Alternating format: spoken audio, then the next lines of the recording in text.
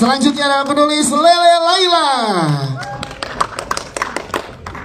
Sutradara dari film Wanita Ahli Neraka, Farishat Lacuba, Bang Eca. Silahkan bersama kita Bang Eca. Selanjutnya, ini dia Abi, Ustadz Irfan, Alfandi. Ada Ashira Zawita.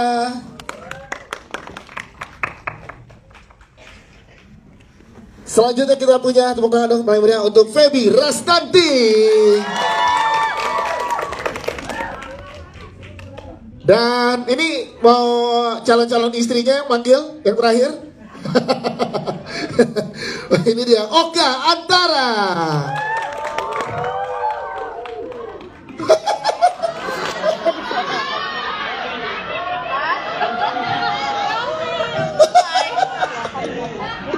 Jahat katanya. Dan inilah segera ultim dari film Wanita Ahli Neraka. Tepuk tangan teman-teman yang membawakan ketegangan bersama dengan kita. Tadi setelah menonton kita langsung tanya Barinlah Bang Eca, ada nggak yang mau punya suami kayak Wahab? Iya, coba yang berapa 100% semua jawab enggak kayaknya.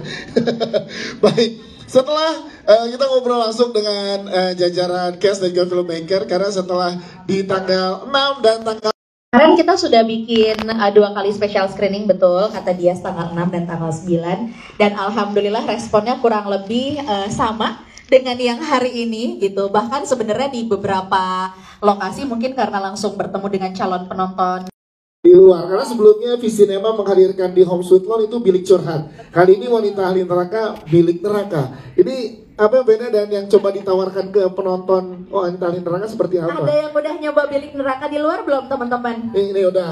Belum? Siapa yang udah? Iya, ini udah. Saya udah. Udah, kamu udah? Udah. Saya langsung hafalin doa-doa dari Ustadz Alfi.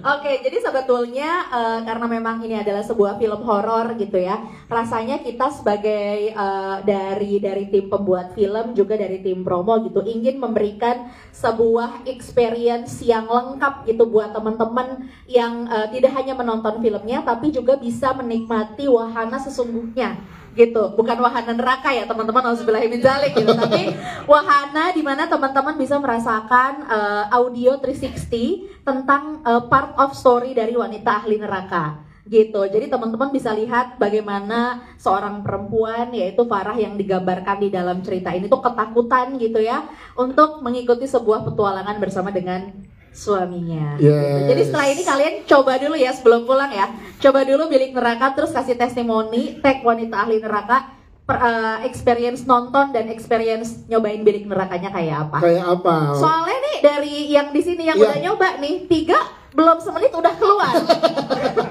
Bisa ditanya nih, belum semenit loh ini beneran belum semenit udah mau keluar udah selesai udah nggak kuat. Jadi kalau nggak kuat nanti ketok temboknya, ntar kita tanya ke para pemain ya. Berarti bilik neraka ini akan kita bawa keliling juga untuk penonton di Indonesia. Betul, jadi bilik neraka ini juga teman-teman masih bisa nikmati sampai dengan 1 minggu ini di salah satu mall, insya Allah di BTM Bogor. Karena kemarin kita minggu pertama sudah ada di Parung, minggu kedua kita sudah ada di Blok M Plaza, minggu ini kita akan menemani teman-teman yang ada di BTM Mall Bogor. Oke, siap. Terima kasih, tepuk tangan untuk produser kita.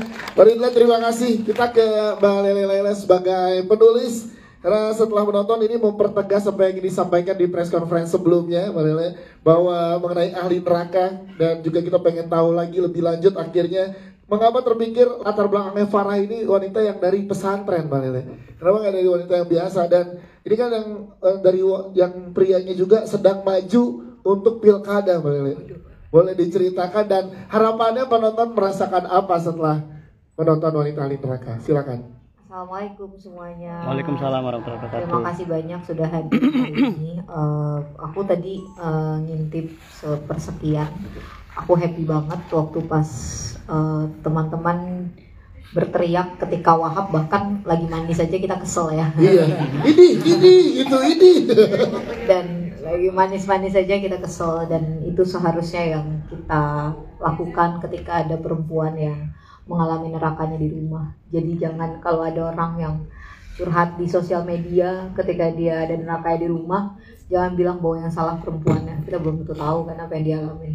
Jadi kayak itu sebenarnya yang pengen aku bagikan gitu, karena kayak mungkin alhamdulillah hidup kita baik-baik saja sebagai perempuan, dapat suami yang baik ya kan, tapi kan belum tentu ada perempuan-perempuan lain di sana banyak yang tidak baik-baik saja sama rumah tangganya. Dan kenapa pesantren gak ada hal khusus sebenarnya, tapi mungkin didasari karena bagaimana aku tumbuh sih. Maksudnya kayak aku lahir bukan sebagai anak pesantren, bahkan sebagai yang ngurusin pesantren. Jadi kayak bayiku lahir di pesantren gitu, terus lahir dan tumbuh besar sama orang tua yang mungkin latar belakangnya juga sangat besar agamanya. Jadi kayak alhamdulillah sama semua latar belakang itu tidak ada yang kita sesali sama apa yang diajarkan sama Al-Quran, tapi kita hanya perlu mencermati sama apa yang diajarkan sebenarnya sama Al-Quran. Nah, terima kasih. Itu sih yang mau aku sampaikan. Dan tapi kalau urusan pilkada itu urusan pilkada itu sebenarnya karena yang tadi aku bilang ketika mau menulis tuh, waktu lagi menuliskan ini, itu momen-momen dimana setiap kita keluar rumah kita lihat baliho ya kan, mulai kayak kalau kita nanya ke orang aja, iya kalau di sana ada pas balihonya Isyana Bagus Oka belok kiri gitu kan, kan gak ada. Jadi kayak ketika itu lihat baliho, terus habis itu aku berpikir kenapa sih mereka ini ambisinya tuh, ketika kita menerjemahkan karakter laki-laki yang berambisi, terus baliho-baliho itu mengingatkan aku sama ambisi besarnya itu gitu. Jadi kayak tanpa bermaksud menuduh atau bermaksud untuk menyinggung gitu, tidak ada maksud kami sama sekali, tapi kami hanya menerjemahkan kira-kira karakter Wahab tuh adalah laki-laki yang seperti apa. Jadi kayaknya tidak ada salahnya juga kali ini kita membawa politik di film horor. Jadi kayak tidak ada salahnya kita membawa yel-yel di film horor, yel-yel kampanye, terus balik kampanye, kayaknya itu sesuatu yang cukup menarik. Siap, terima kasih teman-teman Mbak Lele, thank you Mbak Lele. Kita ke Bang Eca sebagai sutradara, menariknya karena kita sudah selesai menontonnya nih sama-sama dan dapat experience. Jujurnya aku habis nonton, saya teriak-teriak mulu tadi di sebelah Bang Novi. Padahal saya pusing Bang Eca, ya aduh sebegitu bisa menegangkannya. Bang Eca, treatmentnya seperti apa yang juga Bang Eca kasih kepada para pemain sehingga bisa mendeliver itu secara luar biasa kepada penontonnya. Dan sebenarnya boleh dikatakan lagi ke teman-teman media Bang Eca, secara gamblang apa yang sebenarnya Bang Eca pengen sampaikan dari Wanita Liraka ini? Silakan. Assalamualaikum warahmatullahi wabarakatuh. Terima kasih untuk hadir di sini dan semoga semua tadi enjoy ya. Dia anaknya baik kok, tenang aja. Buktinya dia mau disuruh untuk menjadi apa yang saya coba pengen jadikan di film ini, untuk bermain dengan ambisinya. Nah, itu yang sebenarnya saya pengen coba korek di film ini, ketika ambisi nggak melebihi ilmu dan melebihi iman dari seseorang. Jadi apa sih yang dilabrak sama dia? Jadi dia ambil apa aja, by any means necessary. Jadi karakter-karakter ini yang berkembang. Dulu dia juga ambisinya si Farah yang juga pengen mendapatkan surga. Yang sebenarnya bagi kalau misalnya buat anak-anak zaman sekarang, surga kan nggak kelihatan.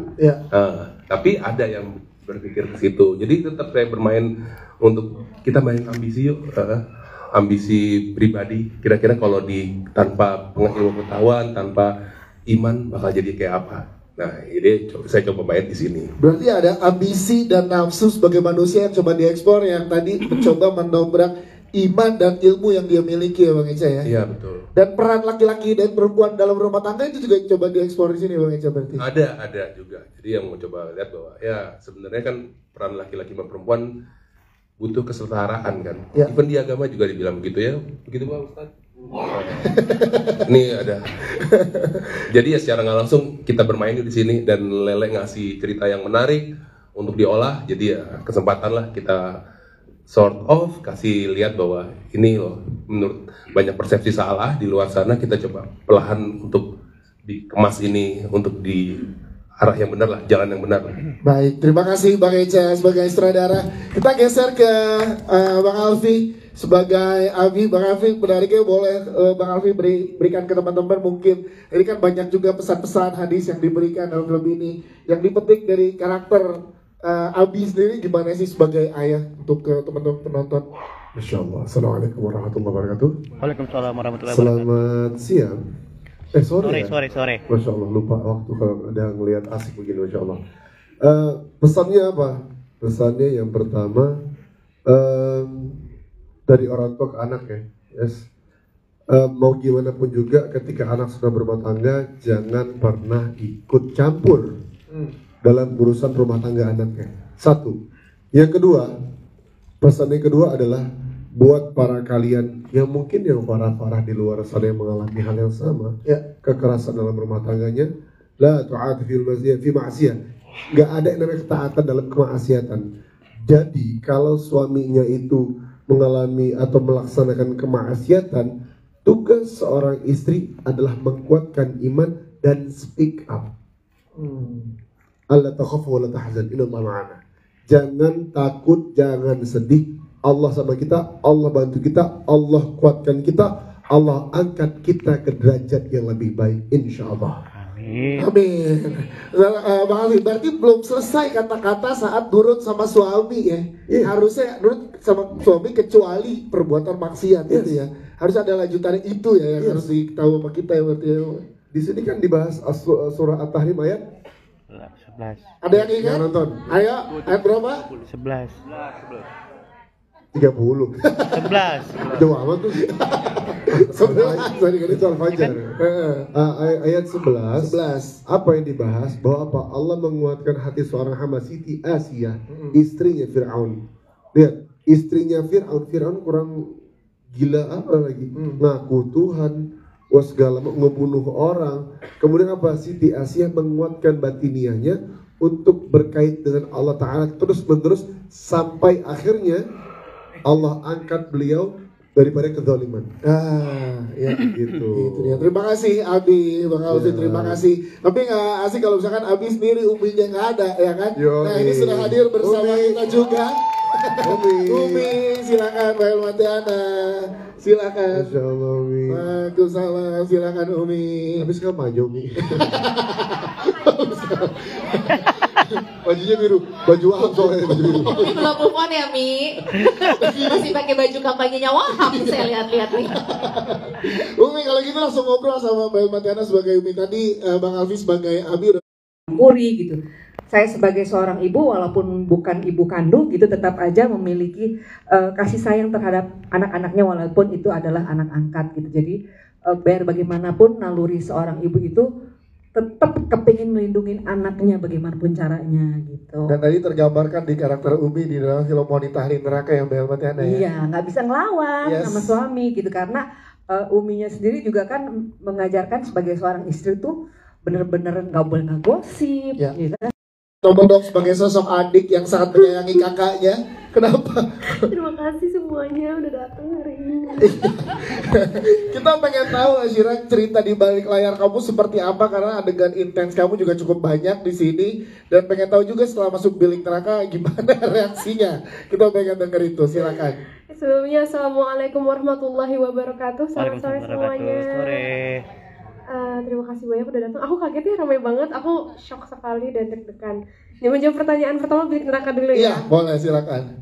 Aku mungkin anaknya walaupun imajinatif, aku tuh kayak bisa ngedetach gitu loh. Ini bukan, ini dusta gitu. Jadi akhirnya aku kayak, oh ini bukan. Nah itu pas suaranya Mbak Farah kan agak berbeda dengan Kak Feby ya. Ya. Tiba-tiba pas masuk suaranya Wahab, kok mirip Oka Antara gitu loh. Ah. Sampai kayak loh kok lama-lama jadi masuk nih gitu. Dan akhirnya pas disuruh baca-baca doa-doa itu aku kayak lawan dengan baca ayat kursi dan At-Tahrim ayat 11. Wah, Masya Allah.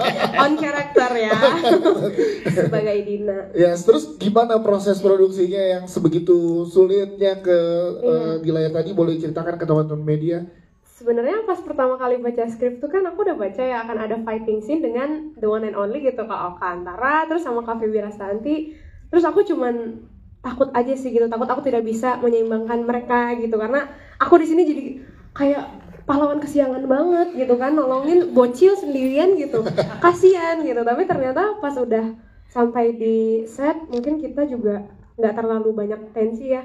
Kayak alhamdulillah aku sangat merasa terbantu karena kakak-kakak ini banyak membantu aku yang masih muda dan baru ini gitu. Kak Oka juga selalu menanyakan konsen gitu pada aku pas adegan pang itu dia kayak aduh Cila gue aduh gimana ya gitu loh, dia kayak selalu khawatir ini beneran aman apa enggak gitu.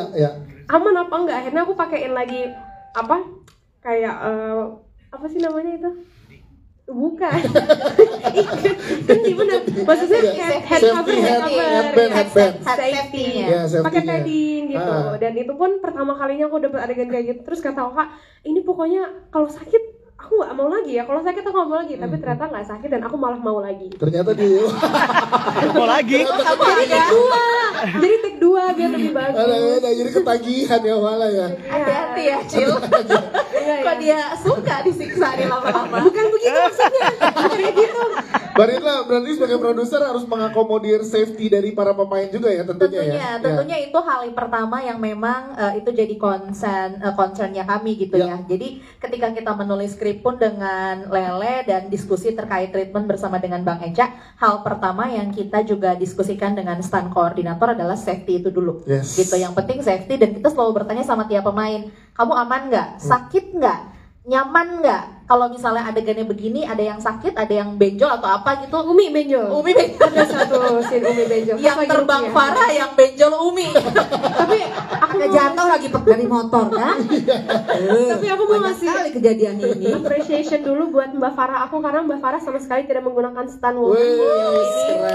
Jadi semua adegan yang kalian lihat itu semuanya beliau yang melakukannya. Siap Cila, terima kasih Cila. Dan langsung berarti lanjut emang ke Feby Rastanti. Tepuk tangan untuk Farah dong, Feby Rastanti yang dimana di preskon sebelumnya kita tahu kalau kamu memerankan semuanya sendiri tanpa stand. Dan tadi pada saat kita menonton, wow ini ya tadi kayak ini beneran Feby sendiri, ini gimana, yang mana yang paling berat menurut kamu, padahal itu sulit loh adegannya. Feb, silahkan Feb. Assalamualaikum warahmatullahi wabarakatuh. Waalaikumsalam. Selamat sore semuanya. Sore. Ya, menjawab pertanyaan itu sebenarnya kalau adegan berat ada beberapa sih. Memperlancar, bikin syuting juga nggak jadi lebih lama. Menurut aku kayak ya udah deh. Dan kayak ini challenge baru aja buat aku, jadi kenapa enggak? Yes, dan Feby Rastanti di sini sebagai Farah kan di highlight sebagai istri yang soleha. Nah, ini pasti teman-teman penonton yang kita temui juga dari 7 kota kemarin dan yang akan mulai ditemui tanggal 14 besok adalah teman-teman juga yang mungkin dalam masa perempuan-perempuan yang banyak yang lagi menimbang atau bimbang menentukan pasangan untuk ke jenjang pernikahan. Ya kan juga lebih dulu Feby baru menikah, selamat Feby. Jadi mungkin jadi mungkin ada pesan dari Feby Rastanti dan dari Farah untuk perempuan-perempuan di luar sana menentukan pilihan sebelum menikah. Kalau dari Farah yang juga seperti Farah, jangan yang tiba-tiba ambisinya beda. Farah pengennya surga, ya ini ambisinya yang penting jadi bupati dulu. Kan nggak sinkron gitu loh kalau tujuannya nggak sama. Paling gitu sih. Siap, terima kasih Feby Rastanti. Kita ke Pak Wahab ya.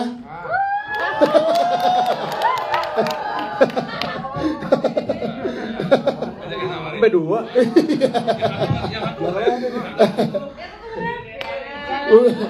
Selamat. Katanya 2 biar kayak tanduk. Nah.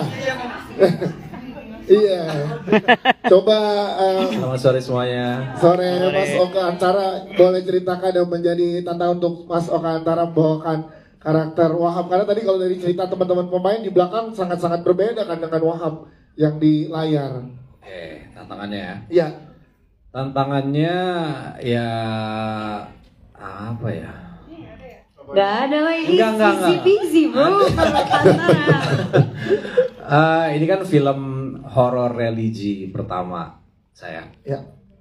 Dan awalnya nerima skenario tuh dikasih tahu horor religi tuh kita ngebayanginnya horor religi tuh kayak gimana ya.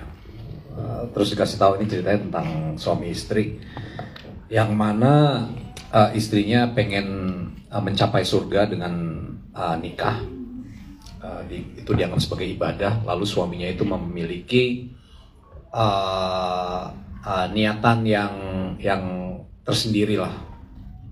Itu masih nggak ngerti ini religinya di mana. Ketika pas lagi baca skenarionya baru berasa banget, oh ternyata ada ya orang yang menikah dengan tujuan yang benar-benar sangat mulia, bahkan di usia yang sangat belia. Itu tantangannya buat aku itu ada di si Wahab sih. Si Wahab itu dia harus punya niat yang terencana ya. Kalau buat saya kan punya niat jahat itu kan kayak di film-film biasanya itu kan kayak marah, emosi gitu. Tapi kalau niat jahat terencana itu di Wahab ini benar-benar subtle gitu ya. Dia menyumbang di dana di pesantren, dan itu udah terencana. Dia naruh dana di situ, dia nyari perempuan di situ. Jadi kayak oh ternyata ada ya orang kayak seseorang calon bupati yang sampai terencana gitu jahatnya. Dan ternyata banyak sih di Indonesia gitu. Wahab maksudnya Wahab. Maksudnya Wahab kan.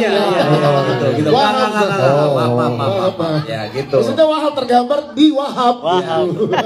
Dan ada maksud gimana memang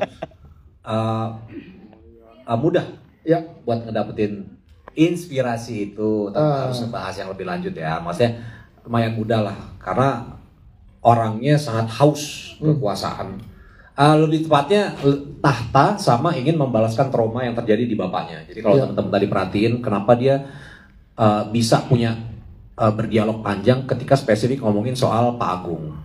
Gitu, karena apa yang terjadi sama di masa lalunya itu dia ingin mengambil alih lokasi yang tadi dikuasain oleh bapaknya, diambil alih dari sama Agung dan pengen dibalikin ke dia.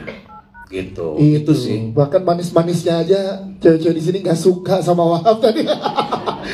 ini sobat gitu. Saya berhasil banget. Tapi itu beneran manis. Kalau gua mainin karakter itu, memang iya dia jahat. Tapi menyapanya itu gua harus tulus. Coba kita tanya ke wanita di sini, percaya nggak dengan ketulusannya Wahab? Itu. Cuman peran. Baik, terima kasih Mas Okantara. Thank you teman-teman Kes.